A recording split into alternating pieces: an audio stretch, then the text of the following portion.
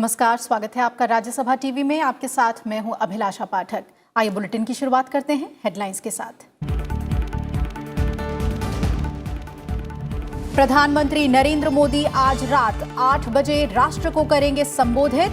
वैश्विक महामारी corona virus के बढ़ते प्रकोप के संबंध में साझा करेंगे जानकारी। वीडियो कॉन्फ्रेंस के जरिए डॉक्टरों से किया संवाद।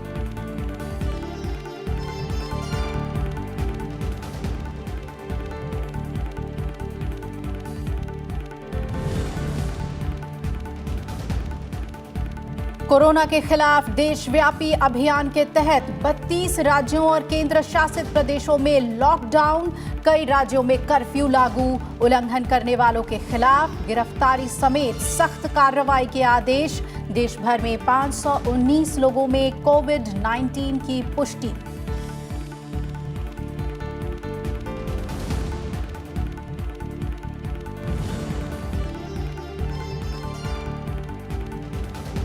कोरोना वायरस के चलते केंद्रीय वित्त मंत्री निर्मला सीतारमण ने किया राहतों का ऐलान। अब 30 जून तक भरी जा सकेगी वित्त वर्ष 2018-19 के लिए आयकर रिटर्न। पैन कार्ड को आधार से जोड़ने की तारीख भी बढ़ी। कारोबारियों की दिक्कतें दूर करने के लिए आर्थिक पैकेज की तैयारी।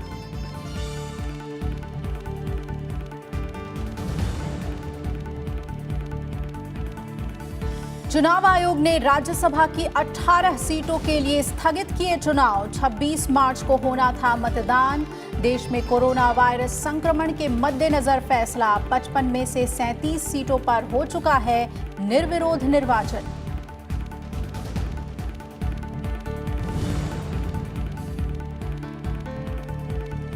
और कोरोना महामारी के चलते 1 साल के लिए स्थगित हुआ टोक्यो ओलंपिक। लगातार बढ़ते दबाव के बाद जापान के प्रधानमंत्री शिंजो आबे ने रखा था प्रस्ताव।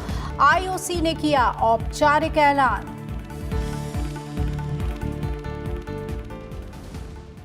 कोरोना वायरस के खतरे से जुड़े मुद्दों पर प्रधानमंत्री नरेंद्र मोदी आज रात 8 बजे यानी अब से कुछ ही देर बाद राष्ट्र को संबोधित करेंगे। प्रधानमंत्री नरेंद्र मोदी ने देश को संबोधित करने के बारे में आज ट्विटर पर जानकारी दी थी। इससे पहले प्रधानमंत्री ने 19 मार्च को राष्ट्र को संबोधित किया था और रविवार को जनता कर्फ्यू का पालन करने और अपने अपने घरों में रहने के लिए कहा था। प्रधानमंत्री नरेंद्र मोदी खुद स्थिति पर नजर रखे हुए हैं, लगातार स्थिति की समीक्षा कर रहे हैं और उच्च अधिकारियों के साथ बैठक कर जरूरी निर्देश जारी कर रहे हैं। आपको बता दें कि प्रधानमंत्री नरेंद्र मोदी कोरोना वायरस की वजह से उपजे हालात पर अपने संसदीय क्षेत्र वाराणसी के लोगों से भी संवाद करेंगे। प्रधानमंत्री नरेंद्र मोदी 25 मार्च को शाम 5 बजे वीडियो कॉन्फ्रेंसिंग के जरिए वाराणसी की जनता से जुड़ेंगे। इसके लिए प्रधानमंत्री ने लोगों से सुझाव या सवाल भेजने को कहा है। कोरोना की स्थिति को लेकर अगर किसी के पास कोई सुझाव या सवाल है तो नरेंद्र मोदी ऐप के कमेंट सेक्शन में जाकर साझा जानकारी वहां पर वो कमेंट कर सकते हैं।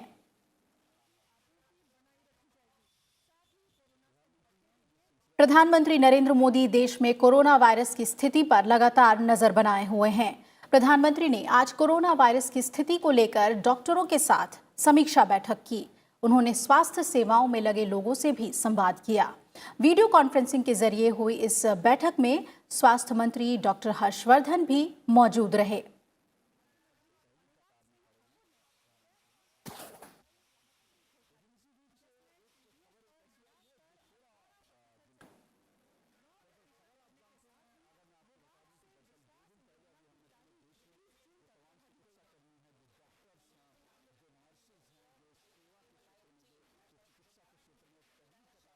तो कोरोना वायरस के बढ़ते प्रभाव को देखते हुए प्रधानमंत्री नरेंद्र मोदी ने अफगानिस्तान के राष्ट्रपति अशरफ गनी के साथ टेलीफोन पर बातचीत की। प्रधानमंत्री ने अफगानिस्तान के राष्ट्रपति को नवरोज पर्व की शुभकामनाएं भी दी। कोरोना वायरस के संकट को देखते हुए दोनों नेताओं के बीच ये दूसरी बार बातचीत हुई है। 15 मार्च को प्रधानमंत्री नरेंद्र मोदी की पहल पर सार्क देश कोरोना संकट से निपटने के लिए वीडियो कॉन्फ्रेंसिंग के जरिए जुड़े थे। प्रधानमंत्री मोदी ने अफगानिस्तान के राष्ट्रपति अशरफ गनी को एक बार फिर कहा है कि कोरोना के कारण पैदा हुए इस संकट की घड़ी में भारत अफगानिस्तान की हर संभव मदद करेगा। वहीं प्रधानमंत्री मोदी ने अफगानिस्तान के राष्ट्रपति को नवरोज पर्व की शुभकामनाएं भी दी।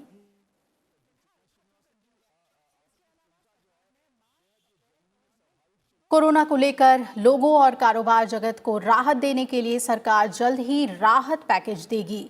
सरकार ने टैक्स संबंधी कई मसलों के अनुपालन के लिए समय 31 मार्च से बढ़ाकर जून अंत तक कर दिया है और इसके साथ ही आधार और पैन को लिंक करने की डेडलाइन भी 31 मार्च से 3 महीने के लिए बढ़ा दिया गया है।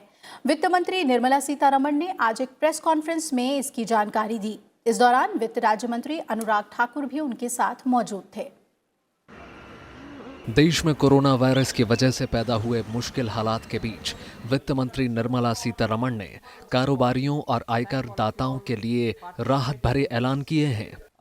वित्त मंत्री ने मंगलवार को वीडियो कॉन्फ्रेंस के जरिए मीडिया को संबोधित किया।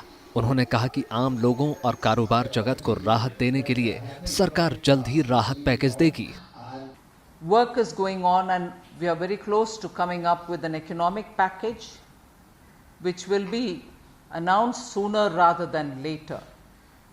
However, in the meanwhile, many statutory and regulatory compliance related issues, since we are in March, which is normally the last month of the year end, we need to address.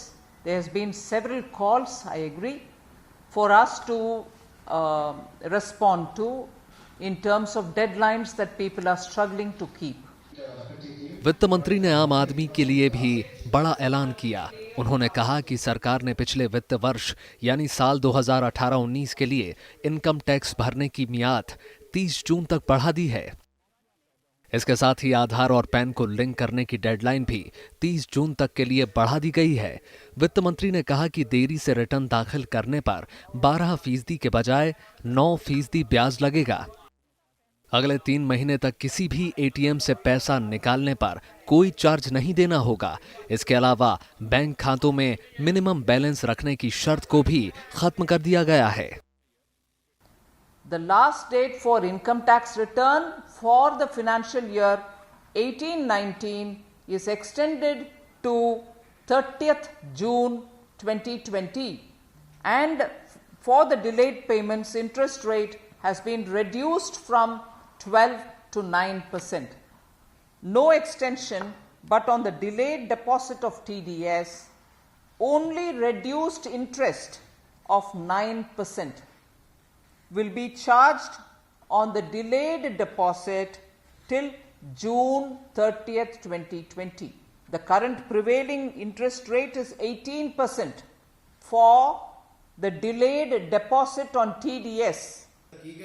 सरकार ने GST filing की अंतिम तारीख में बदलाव किया है। कारोबारियों को राहत देते हुए जीएसटी दाखिल करने की अंतिम तारीख को 30 जून तय किया गया है। इसी तरह विवाद से विश्वास स्कीम का समय भी बढ़ाकर 30 जून तक कर दिया गया है और इस पर 10% का कोई अतिरिक्त चार्ज नहीं है। 5 करोड़ रुपए से कम के टर्नओवर वाली कंपनियों पर देरी से जीएसटी रिटर्न फाइल करने के लिए कोई भी ब्याज, जुर्माना या लेट फी नहीं लगेगी। उनके लिए ब्याज दर 9% कर दी गई है। अगले 2 तिमाहियों तक अनिवार्य बोर्ड मीटिंग करने के लिए 60 दिनों की छूट दी गई है। जीएसटी को लेकर भी कुछ राहत देने का प्रयास यहाँ पर किया है। जहाँ आखिरी डेट फाइलिंग की थी मार्च, अप्रैल और मई 2020 रिटर्न्स के लिए या कंपोजिशन रिटर्न के लिए, मुद्रा योजन के लिए, उसको भी विस्तार करके उसकी भी डेट आगे बढ़ाकर उसको 30 जून 2020 किया गया है, ताकि छोटे और मध्यम वर्ग के जो व्यापारी हैं उनको इसका मैक्सिमम लाभ मिल सके। कोरोना वायरस से जुड़े कार्यों में अब CSR का फंड दिया जा सकता है, यानी ये फंड अब कोरोना वायरस के खिलाफ लड़ाई में इस्तेमाल किया जाएगा। कोरोना वायरस के प्रकोप की वजह से कई राज्यों ने लॉकडाउन और कर्फ्यू लगा दिया है, जिससे कारोबार और अन्य कामकाज लगभग ठप है। इसका बड़ा नुकसान कंपनियों और इकोनॉमी को हो रहा है। ऐसे में कंपनियों को राहत पैकेज मिलने से अर्थव्यवस्था को गति मिलेगी। Bureau report, Rajya Sabha TV. भारतीय उद्योग महासंघ ने आयकर दाताओं और कारोबारियों को रियायत देने के लिए सरकार की तरफ से उठाए गए कदमों की सराहना की है। The idea behind her schemes, first, is to clear all doubts on compliance, to make minds easy. It covers all kinds, from whether it's right from income tax to fisheries to commerce to GST. I think essentially the schemes are related to delay in timings and giving extra time, as well as in the bankruptcy code to support MSMEs. These are all very welcome, and I think the stock market itself has risen to about 1,200 points, so that's very good. केंद्रीय स्वास्थ्य और परिवार कल्याण मंत्री doctor Harshvardhan ने national centre for disease control के अधिकारियों के साथ बैठक की। केंद्रीय मंत्री डॉक्टर हर्षवर्धन ने राजधानी दिल्ली के हेड ऑफिस में एनसीडीसी के अधिकारियों और अलग अलग राज्यों के एनसीडीसी के अधिकारियों के साथ वीडियो कॉन्फ्रेंसिंग के जरिए कोरोना वायरस के मुद्दे पर संपर्क किया। केंद्रीय मंत्री ने कहा कि पिछले कुछ दिनों में 64,000 लोग विदेशों से भारत लौटे हैं, जिसमें से 8,000 लोगों को सरकारी व्यवस्था में क्वारंटाइन किया गया है। वहीं 56,000 लोग होम क्वारंटाइन हैं।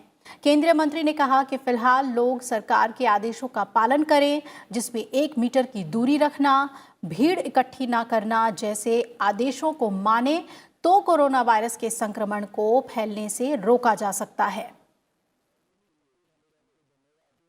पिछले 3-4 दिन में ही मैंने देखा कि लगभग 64,000 पैसेंजर्स जो हैं 21 तारीख से लेकर अभी के बीच में विदेशों से भारत में आए हैं, जिसमें से लगभग 8,000 से ज़्यादा को सरकार की क्वारंटाइन फैसिलिटीज़ में रखा गया है और लगभग 56,000 जो है वो होम क्वारंटाइन में है।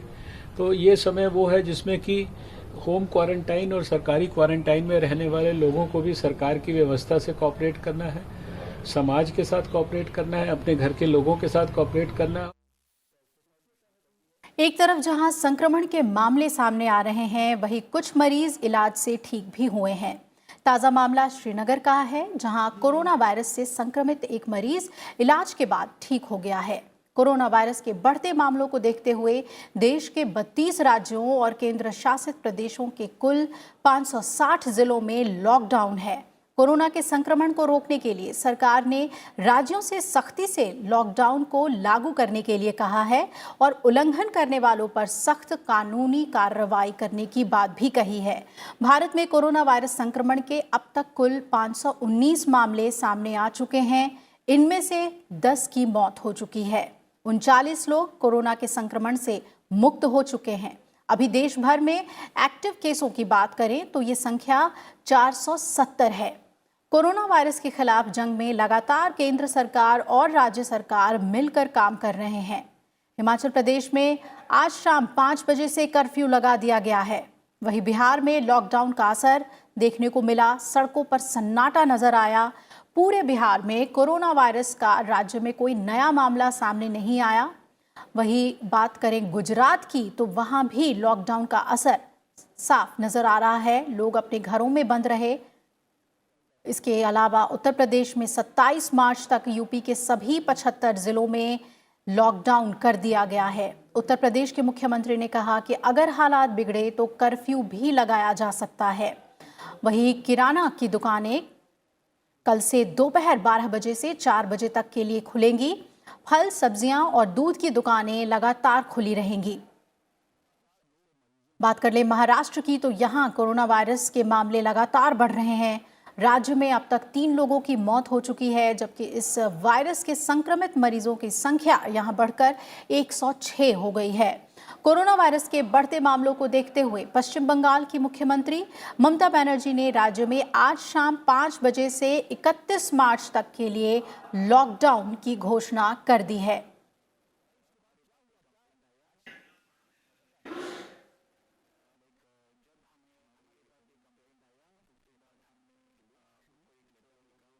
वहीं कोरोना वायरस से लड़ाई में भारत को बड़ी सफलता मिली है। भारत की पहली स्वदेशी कोरोना वायरस टेस्ट किट विकसित कर ली गई है, जिसे भारतीय चिकित्सा अनुसंधान परिषद द्वारा अनुमोदित किया गया है।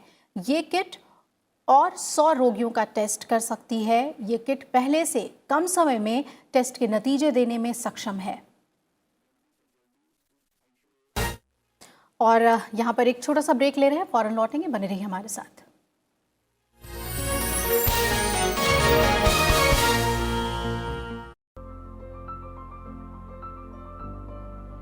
कोविड-19 क्या है? कोविड-19 हाल ही में फैले कोरोना वायरस के कारण होने वाला संक्रामक रोग है।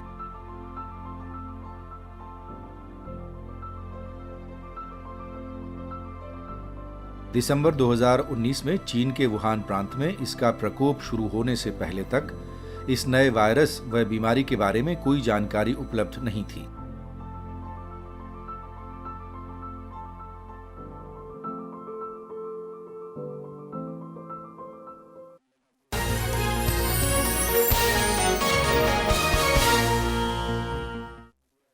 ब्रेक के बाद स्वागत है आपका। कोरोना वायरस से निपटने के संयुक्त प्रयास के तहत विदेश मंत्री एस जयशंकर ने आज चीन के विदेश मंत्री वांग यी से बात की। उन्होंने द्विपक्षीय और अंतर्राष्ट्रीय स्तर पर दोनों देशों के बीच सहयोग बढ़ाने के तरीकों पर विचार किया। दोनों नेताओं ने कोरोना वायरस से मुकाबले के लिए प्रस्तावित G20 शिखर सम्मेलन के संबंध में भी विचार विमर्श किया। प्रस्तावित G20 शिखर सम्मेलन इस बार वीडियो कॉन्फ्रेंस के जरिए होना है। इसके लिए प्रधानमंत्री नरेंद्र मोदी ने प्रस्ताव दिया था। विदेश मंत्री जयशंकर ने इसी कड़ी में यूरोपीय आयोग के उपाध्यक्ष जोसेफ फॉन्टेल्स से भी बातचीत की। विदेश मंत्री ने भारत की तरफ से यूरोपीय समुदाय को हर संभव मदद का आश्वासन दिया है।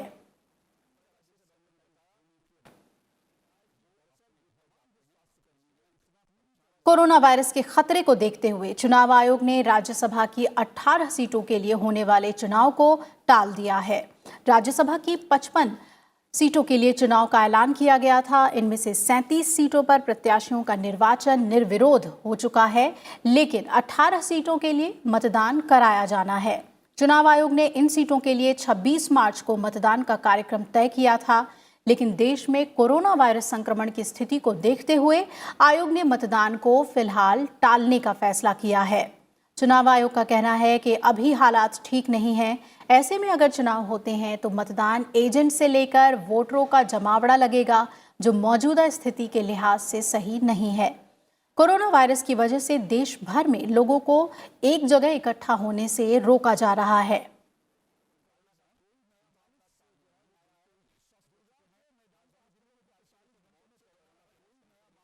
कोरोना वायरस को फैलने से रोकने के लिए देश में सभी यात्री रेल सेवाओं को पहले ही रोका जा चुका है।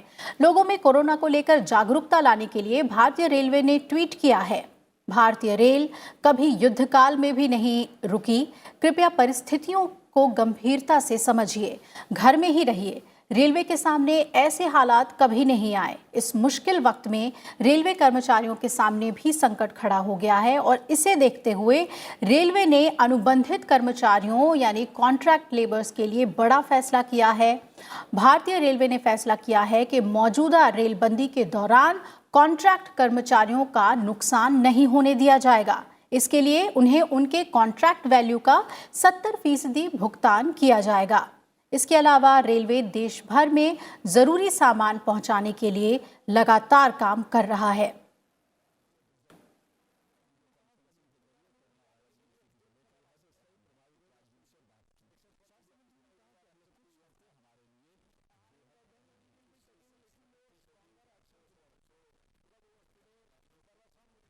वहीं कोरोना के खिलाफ जंग में मुश्किल हालातों के मद्देनजर केंद्रीय श्रम व रोजगार मंत्रालय ने एक बड़ा फैसला लिया है। मंत्रालय ने सभी राज्यों और केंद्र शासित प्रदेशों को एक एडवाइजरी जारी की है। श्रम और रोजगार मंत्री संतोष गंगवार ने कहा, कंस्ट्रक्शन वर्कर्स के खाते में श्रम कल्याण बोर्ड द्वारा एकत्रित सेस फंड से डीबीटी के जरिए धनराशि ट्रांसफर की जाएगी। सेस फंड के तौर पर करीब 52,000 करोड़ रुपए की धनराशि है और कुल 3.5 करोड़ कंस्ट्रक्शन वर्कर्स हैं जो कंस्ट्रक्शन वेलफेयर बोर्डों में रजिस्टर्ड हैं। कोरोना संक्रमण के कारण निर्माण कार्यों पर रोक लगाने के फैसले के बाद इस क्षेत्र में काम करने वाले लोगों के सामने आर्थिक संकट खड़ा हो गया था। जिसे देखते हुए ये अहम कदम उठाया गया है।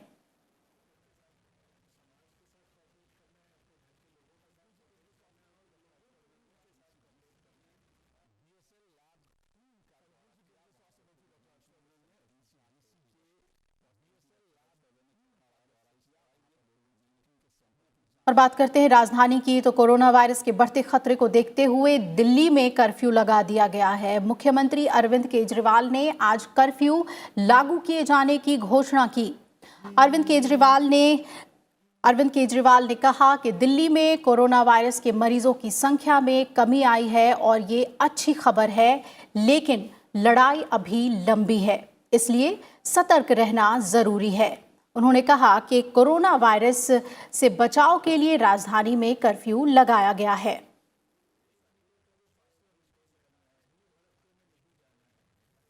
सरकार की तरफ से पूरी कोशिश भी कर रहे हैं। आपकी सारी तकलीफें हम ख़त्म नहीं कर सकते, लेकिन आपकी तकलीफें कैसे कम हो उस दिशा में हम पूरी कोशिश कर रहे हैं।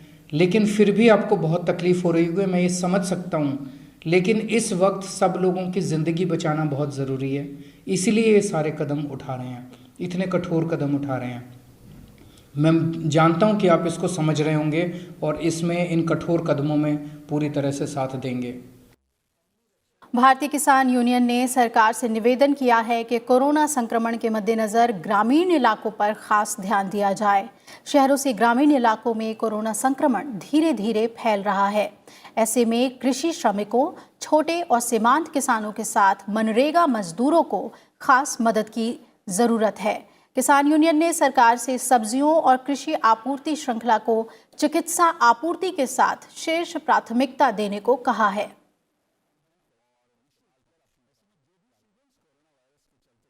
कोरोना वायरस का संक्रमण दुनिया में तेजी से फैल रहा है। दुनिया भर में कोरोना वायरस से मरने वालों का आंकड़ा 17,000 के करीब पहुंच चुका है। कोरोना वायरस से 175 देशों के 3,86,000 से ज्यादा लोगों को अपनी चपेट में इस वायरस ने ले लिया है, जिसमें यूरोपीय देशों में सबसे ज्यादा 9,000 से ज्यादा लोगों की मौत हुई है। ब्रिटेन के प्रधानमंत्री बोरिस जॉनसन ने देश में कोविड-19 के प्रसार को रोकने के लिए लोगों की आवाजाही पर कम से कम 3 हफ्ते के लिए सख्त प्रतिबंध लगा दिए हैं। वायरस के चलते देश में मृतकों की संख्या 335 पर पहुंच गई है। I wanted to try to say something today about how I see the timescale of this campaign and where we're going and what we need to do. And I do think, looking at it all, that we can turn the tide within the next 12 weeks, and I'm absolutely confident that we can send a coronavirus packing in this country. वहीं America में भी corona का कहर जारी है। America में कोविड-19 से अब तक 541 लोग अपनी जान गंवा चुके हैं। संक्रमित लोगों का आंकड़ा 43,000 के पार पहुंच गया है। संकट की इस घड़ी में अमेरिकी राष्ट्रपति ट्रंप ने कहा कि स्थिति जल्द सुधरेगी और बहुत ज्यादा वक्त तक लोगों को घरों में नहीं रहना पड़ेगा।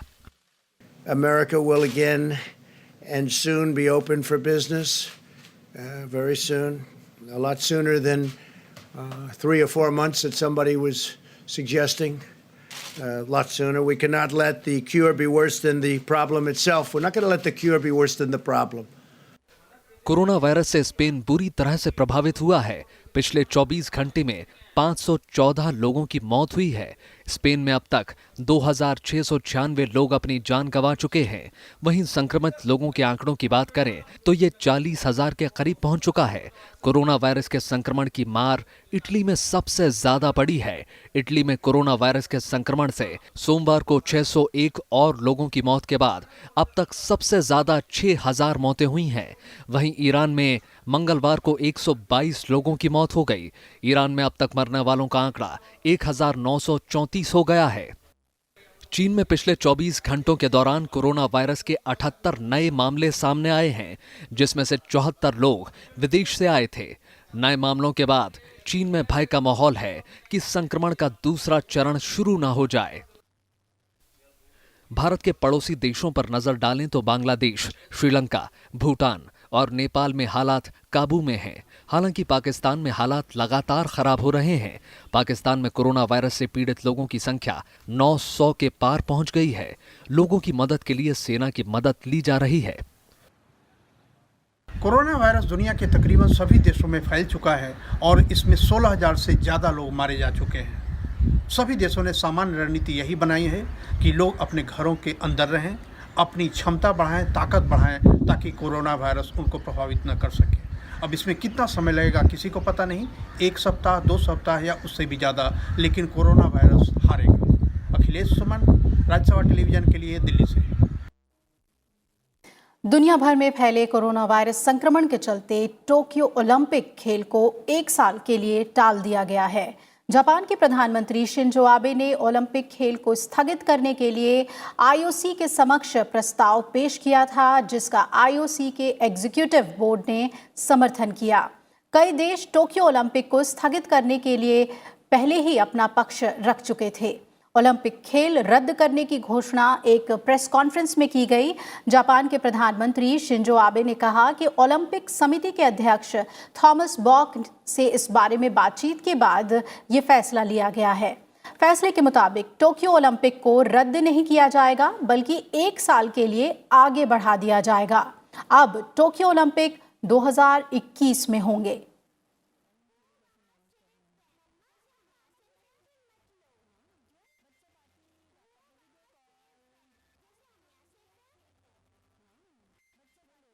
कोरोना वायरस की वजह से पैदा हुई इस आपदा की घड़ी में कई लोग लॉकडाउन को गंभीरता से नहीं ले रहे हैं। खासतौर पर नौजवान लोग इस लॉकडाउन का पालन नहीं कर रहे हैं। अगर आप ये सोचते हैं कि आपको कोरोना वायरस का संक्रमण नहीं होगा, तो ऐसा ना सोचें। आत्मविश्वास से लबरेज होना अच्छी बात होती है, लेकिन दूसरों को संक्रमण की तरफ धकेलना बेहद गैर जिम्मेदाराना और अमानवीय व्यवहार है।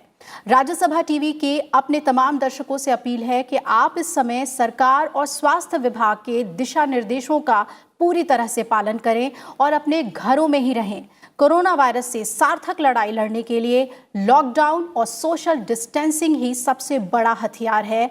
इसे गंभीरता से लें। कृपया अपने आप को बचाएं, अपने परिवार को बचाएं और निर्देशों का पालन कर दूसरों के प्रति भी संवेदनशील बने।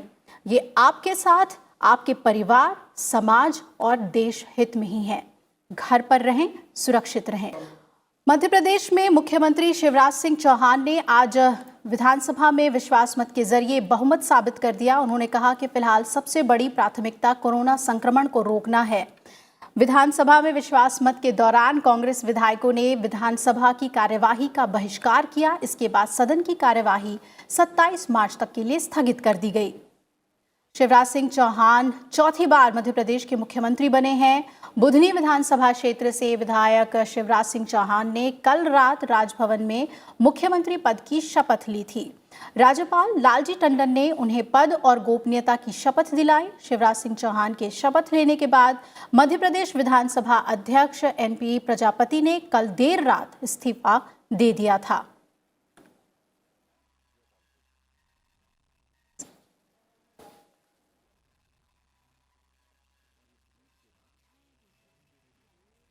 जम्मू कश्मीर के पूर्व मुख्यमंत्री उमर अब्दुल्ला को 8 महीने की हिरासत के बाद आज रिहा कर दिया गया। 2 हफ्ते पहले उनके पिता और पूर्व मुख्यमंत्री फारूक अब्दुल्ला को भी हिरासत से रिहा कर दिया गया था। पिछले हफ्ते उमर अब्दुल्ला की बहन की याचिका पर सुनवाई करते हुए सुप्रीम कोर्ट ने केंद्र सरकार और जम्मू कश्मीर प्रशासन से कहा था कि वो अगले हफ्ते तक उमर अब्दुल्ला की हिरासत के बारे में अपने फैसले को लेकर न्यायालय को सूचित करें।